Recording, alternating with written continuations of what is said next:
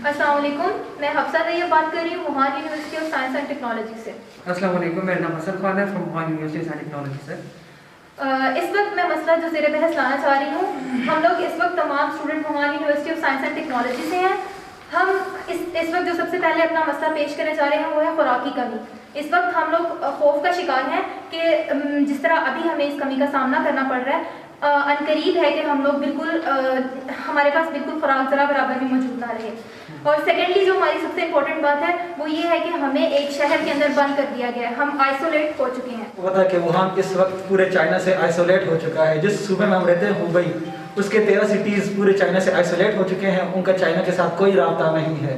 तो हमारी दरख्वास्त है, हुकाम वाला से हम दरख्वास्त करते हैं कि बराए मेहरबानी इंसानियत की खातिर हमारे लिए कुछ करें। हम बराए मेहरबानी हमारे लिए कुछ करें, क्योंकि हम सब इंसान हैं। मुसलमानी तो बहुत दूर की बात है, इंसानियत की खातिर हमारे लिए कुछ करें। और हमारी आपसे कि हम आपकी ज़िंदगी भर शुक्रगुजार रहेंगे। फ्रेंच एम्बेसी या अमेरिकन एम्बेसी उनके लिए मतलब कितनी हेल्प कर रही है उनकी कि यहाँ से वुहान से निकाल रहे हैं उन्हें।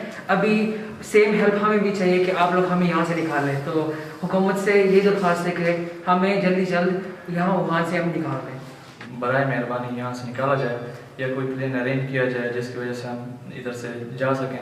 अब मैंने कुछ न्यूज़ सुनी थी, उधर पाकिस्तान में मीडिया बता रहा था कि टोटल 200 स्टूडेंट वुहान में हमारे पाकिस्तानी हैं, पर ये सारी फेक न्यूज़ थी, क्योंकि ओनली 200 स्टूडेंट हमारी यूनिवर्सिटी में है। इस तरह 12 यूनिवर्सिटी हैं जिनमें 200 से 300 पाकिस्तानी स्टूडेंट रहते हैं और तकरीबन 2000 पाकिस्तानी स्टूडेंट जो वुहान में हैं, इन्हें बराए मेहरबानी कोई इक़दाम करके यहाँ से निकाला जाए।